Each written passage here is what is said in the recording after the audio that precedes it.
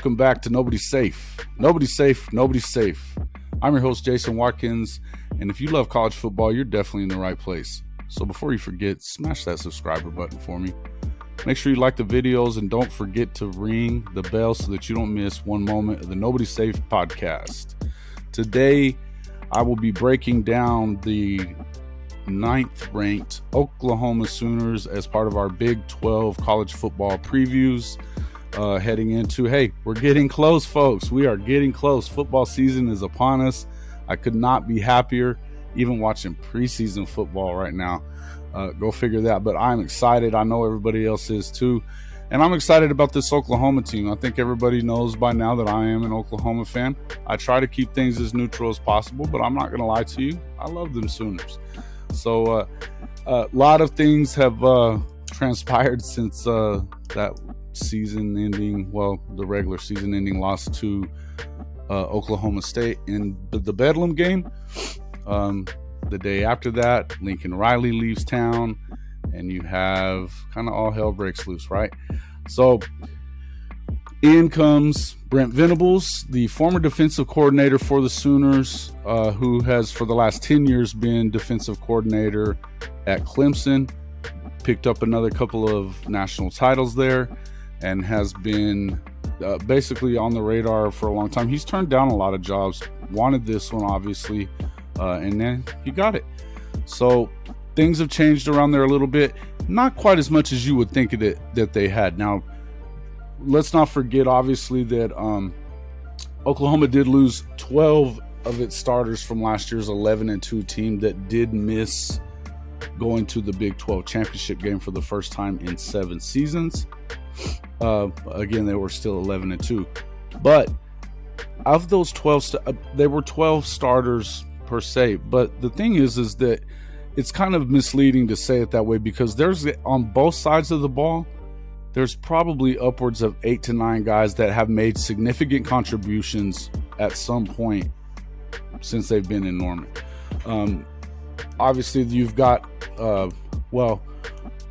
basically 5 starters coming back on offense, 3 of them on the offensive line, 5 to 6. And then you've got, obviously, Marvin Mims coming back as a starting receiver. And then you also have, so you've got a lot of guys that are coming back. But what I would say, Eric Gray. Eric Gray's the other one coming back. You have 3 guys off the offensive line, probably 5 of them. There's 9 total. Obviously on defense, headlined by probably the best player to stay, being Jalen Redmond, the big defensive tackle, man among boys. He's our guy. And that being said, though, you've got a lot of guys. Obviously, Mims. Theo Weiss was out a year ago, but he was a major contributor the year before that. At receiver, you've got guys like Drake Stoops is a big contributor to the team on offense. There are definitely, Jaleel Farouk. I mean, he came on big in the Alamo Bowl. I mean, there's some guys that have played significant roles. You've got a guy like, obviously starting, he's going to be a starter this season, being in Ethan Downs, true sophomore. I mean, this guy, did you see the weight that kid put on? He contributed towards the end of the season. So I mean, we've been kind of talking starters, but to be honest with you, contributions, they're going to get plenty. I think, and the reason that I even bring it up is that it seems like if the people that are saying that they don't feel like that Oklahoma's going to take a backslide here, and they could, but is a backslide 5-7 like Texas was a year ago? I don't think so, because there are so many guys that have come back, and it's a different scenario than what Texas has been going through over the last 12 years or whatever, What I would say is that, and the guys that they did do well in the transfer portal did really well, starting with, of course, talking about guys like Dylan Gabriel. That's one thing, is that Coach Venables came in, he salvaged an amazing recruiting class, top 10 recruiting class. It is actually a higher recruiting class than anything that Lincoln had done in a long time. And he's been blowing it up on the recruiting trail for 2023 already as well. A couple months ago, everybody was freaked out because they were ranked at 39. Now they're ranked at 6. So, and it just continues to get better. He's getting these top 100 players committed, mainly beefing up on the defense. And I think that really, when you start looking at offensively, you got a guy like Dylan Gabriel coming in, offensive coordinator Jeff Lebby, who worked with Lane Kiffin at Mississippi last year, did wonders with Matt Corral. I mean, this guy came in. He coached for a couple of years. He coached Dylan Gabriel at UCF. He's got a lot of experience. So even though he's not a returning starter for Oklahoma per se, this guy's the real deal. Then when you have a guy like Marvin Mims and you have a guy like Eric Gray that have made contributions, and then you add in guys like the freshman Javante Barnes, who I feel like right now they've got him in the third, I think at third string. I feel like that kid is going to get an opportunity to shine. Being from Vegas, I know this kid. He can play. He's going to get an opportunity. And there's guys like that all over the field. Again, with Theo Weiss coming back, that guy he's a big-time contributor. Even with tight end Braden Willis, there's another big-time contributor there. Offensively, I don't feel like they lose a whole lot. I think that essentially, I think they're going to run the ball a little bit more under Jeff Lebby and even though I felt like, Lincoln was always good about trying to get the running game going as well. But to me, I feel like they're definitely going to be concerted to do that, but that's not going to be the problem. The problem would be defensively, and this is why you have a guy like Brent Venables come in and replace him. This is a man who, architect of a defense that won 2 national championships, beating up on SEC schools. This is what he does, and the culture change and everything else. But defensively is where they needed to get better. And again, last year they didn't go to the Big 12 championship game, but they won 11 games. Okay, so obviously, going through starters and stuff like that, it's not really that. And I mean, what I would tell you is Dylan Gabriel, I feel like he's going to have a big season. I think that Lebby has proven that he's a heck of an offensive coordinator. They obviously know offense. He was working with another guy that knew offense again a year ago in Lane Kiffin. I mean, that's one of the best offensive minds in the country as well. This is a guy that knows his offense. And then on the defensive side of the ball, you've got guys that know defense too. I mean, there's not many guys that you can say are better than Brent Venables as a defensive coach. It's just not. You can't. And you can trace Oklahoma's defensive struggle back to the day that he left to Clemson, 10 years ago. That's when Mike Stoops came back to be the co-defensive coordinator and he left. That was it. They started going down from there. I think that's where the improvement's going to be. So I can understand the ranking. I could definitely understand if they did. Look, here's my feeling on it. Right now, Vegas has them at 9.5 wins being their win total projected for the season. I mean, they won 11 games a year ago. Yes, they lost some players, but as I said, there's a lot of guys coming back on both sides of the ball. I feel like you've got key guys coming in like, Key Lawrence. This is a guy that transferred in a year ago, safety. He was rotational, but he was making plays. This guy was making plays as a safety. He's going to be a big-time contributor, I believe, this year. You've got, obviously, Ethan Downs showed a tremendous upside towards the end of the season last year as a freshman. DJ Graham, another really good player in the secondary. There's some guys out there that, obviously they've made some changes, but they've all gotten bigger. If you looked at Ethan Downs during Big 12 media days, yeah, he put on a little weight and he's a monster. So, you can see things kind of moving around there. And just watching Dylan Gabriel do his thing on offense, it seems the team seems to respond to him. And I think that the other thing is that they're all responding to this coaching staff. The culture is changing. And I'm not one of those people that thinks it was the worst culture in the world already whenever Lincoln was, before last year when Lincoln basically was ready to get out of here in September. Okay.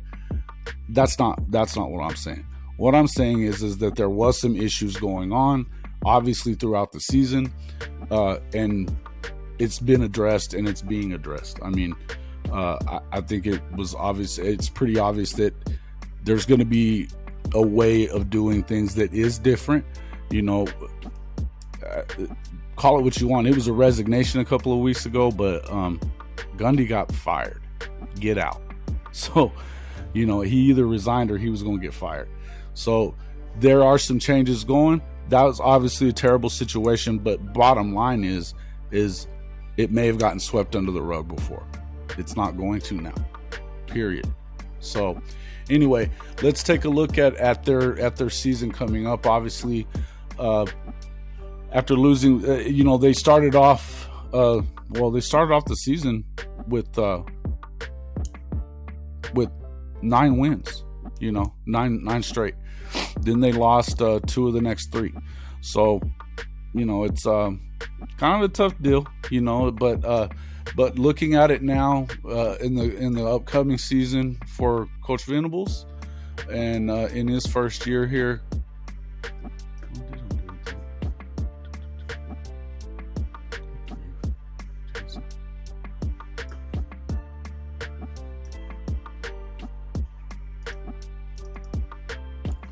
Okay. Yeah. So here's the deal. And as I said yesterday in the Baylor video, I really feel like Baylor is probably still going to be the favorite. I really like Iowa State as well. And I think that Texas is probably, as much as I hate to say it, they look like they should compete. They have the best running back in the country in Dijon Robinson. They should compete. Will they? We're going to find out. They did have some pretty significant injuries during their scrimmage last weekend. Hate to see that happen at any time to anybody, even Texas. So that's not, but I feel like recruiting wise, they're obviously showing that they can go. Now, what are they going to do with it? I mean, I think Sark's his record shows he's a 500 coach. So we'll see, but they should compete. And the thing is that, Vegas has Oklahoma going at about 9.5 wins. That is, 2 more wins than they're expecting out of Baylor, which is kind of weird. But honestly, I feel like Baylor is probably right up there. I think that they're probably the best team, the team that would. It's either them or Oklahoma. I don't believe in Oklahoma State that much. I think that they had their shot last year. Their defense was as good as it was going to get. They lost a lot of players. They lost the defensive coordinator. I think that they take a step back this season. And I just think that Gundy doesn't beat Oklahoma very much. But taking a look at the schedule, obviously opening up with UTEP on September the 3rd. Then they follow that one up a week later with Kent State. Both of those games on Saturdays. The week after that, they're on the road at Nebraska. Scott Frost has apparently got these guys turned around a bit. That could be a stumbling block in view of especially in view of the fact that it's a long-time rivalry. They're in the Big Ten now, but Oklahoma's trying to play them more often. They want to play Oklahoma more often as well. I think that their biggest trip-up game would probably be the week after that at Kansas, or hosting Kansas State. This is a team that seems to be on the rise, and they've given Oklahoma problems in the past when they weren't this good. So I feel like Kansas State is going to be one of those trap games that, should they win it? Yes, I think they will. The next week at TCU, Sonny Dykes is probably, I think he's a good coach. I don't think that they beat Oklahoma in his first season. But then the big one, said October the 8th, Cotton Bowl, Red River Shootout, Texas. That's going to be the big one. If Oklahoma comes in at this point and they are 5-0 or even 4-1, they are definitely, on the move. They'll have a chance. That's just kind of how their seasons have worked out, even over all these, their 6 straight conference titles too. Even losing a game early on didn't necessarily kill them. They've lost at times to Texas at one point. We'll see what happens anyway. Now then, you've got the week after that, whatever happens at Texas, the Texas game, the week after that, they should be fine against Kansas. Texas doesn't do well against Kansas. Oklahoma struggled with them a bit last year. I feel like that should be an easy win as well, though. The next week after that, though, at Iowa State, Matt Campbell. They got a new running back and a new quarterback. But from everything that I'm hearing from everybody who covers that team, they're just as excited about these guys as they ever were about Breece Hall, and they're higher on these guys. Maybe not than Breece, but they're happy with what they got. Defensively, Iowa State's going to bring it. That's what Matt Campbell does anyway. He's built a solid program there in Ames. I think that's going to be that's a tough game right there. The week after that, Oklahoma will play host to number 10 Baylor. We're going to find out what Baylor's about by this time. This is getting late in the season. We'll see where they're at. I feel like that's going to be for one of them is going to either stamp their place into, I think that game right there on November 5th, you stamp your place in the Big 12 championship game. Week after that, you got at West Virginia. Now, I don't think that West Virginia is a complete pushover. I think that, obviously they got JT Daniels coming in to play quarterback from Georgia. They struggled a bit last year, but they also had, they beat Texas. Sorry. But hey, listen, there's some games that you could see. That's not an easy game. Oklahoma's definitely going to have to keep their foot down and keep moving at it. Then Bedlam, obviously, if Oklahoma State is in a position at that point to do it, it could be huge. When's the last time that the Pokes beat Oklahoma 2 years in a row? I'll believe it when I see it, okay? We'll figure it out. But then, and even finishing off the season on the road at Tech, that's not the easiest way to finish it off either. So we'll see how it goes. In the end, I still feel like Oklahoma, whether they win this thing, I would feel like even if they were to lose 3, let's say they lost to Texas, let's say they lost to maybe K-State and Baylor. That's 3 losses. They go 9-3. Okay, I could see that. I don't think that's a terrible season, by the way, for your first season and trying to replenish as much as they had to replenish. Now, again, there are a lot of big-time players that are coming back that have seen significant time. They look like they're ready to make their contribution, and this is what happens at Oklahoma. Guys step into their roles when it's their turn. So I could see them winning 11 games, and I could see them winning the conference. Will they? We're going to find out. But again, I'm just saying I don't think it's a disaster if they win 9 games in Brent Venables' first season and they're building towards going to the SEC. As a betting number, again, the number being 9.5 wins in Vegas. I generally, it's a rule of mine that I do not bet teams that I am a fan of. I'd never bet Oklahoma, and almost never. I will against Texas just because I do. But essentially, I would never touch this one. I think that 9.5 is kind of tough. Now, they did win 11 games a year ago, even not going to the championship game. I see 10 wins here. I think that 9.5, I'm putting it down as the over here. I'm just saying myself, because of my rule, I'm not betting this at all. But, take it with a grain of salt as you will, because I feel like this is a 10-win team. Could they win 9? Yeah, but I think that's probably about as low as they get. If they were below that, then I think it's a disappointing year. Is it 5-7? No. But if they won 8 games, I'd be very surprised. I'd be a lot more surprised than I would be if they won 11 or even 1 out. Be a lot more surprised at that. We're going to find out either way. Hey, folks, tell me what you think. We have a poll up on our Patreon page. That's patreon.com/HOF Media. Go on there and vote for that. Vote for who do you think is going to win the Big 12. While you're there, enter into our contest. We're going to give away 2 tickets to the Big 12 championship game on December 3rd at Jerry World AT&T Stadium in Arlington, Texas.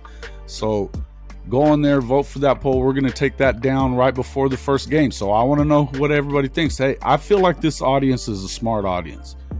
We get a lot of great comments in our comment section. I love it. So go on there, let us know. Let me know what you think. put it on your voting, and while you're there, enter into the contest. Okay, 2 free tickets, guys, 2 free tickets. So take a look at it. Anyway, hey guys, we're gonna see you on the next one. We've got Texas will be up next, and then we will be doing Oklahoma State as well, and then we're gonna do a full-on Big 12, probably hour-long show or whatever, to kind of break down the season on what me and Bryce think about it. We'll do that one together. But hey, like, subscribe, get in there and vote for the thing. And hey, don't forget, nobody's safe on here.